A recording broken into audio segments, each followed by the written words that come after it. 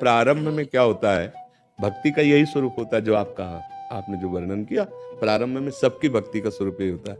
जब हम कक्षा 5 में पढ़ते थे तो शिव चालीसा, दुर्गा चालीसा, हनुमान चालीसा, ये सब एकत्रित कर, क्योंकि हमारा प्रारंभिक जो भक्ति का कदम होता है वो इसी तरह से चलता है। जो जो हमारे प्रियता में भगवान के नाम रूप आते गए, उनकी आराधना करते गए, इसके बाद चयन होता है गुरु का।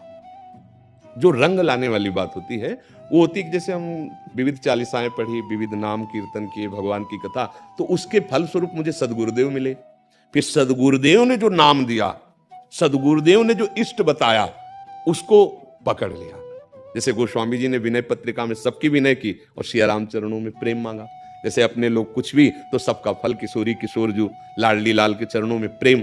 तो अब हमें ये देखना है कि अभी तक हमारी उपासना हमारे भाव से चलती रही, अब हमारे भाव का फल है गुरुदेव के भाव में हमारा भाव समाहित हो जाए, तभी वो सिद्धावस्था मिलती है।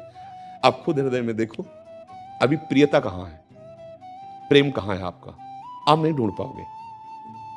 शरीर में भी प्रेम है, परिवार में भी प्रेम है, भगवान के विविध नाम रूपों में भी है, तो अभी वो प्रेम नहीं हुआ।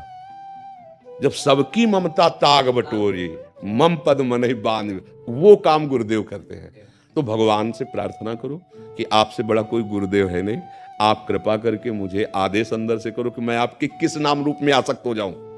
वो शिव रूप है या राम रूप है या वही है, दूसरे नहीं है। दुर्गा, काली, अंबा, जो भी कहो वो एक ही है।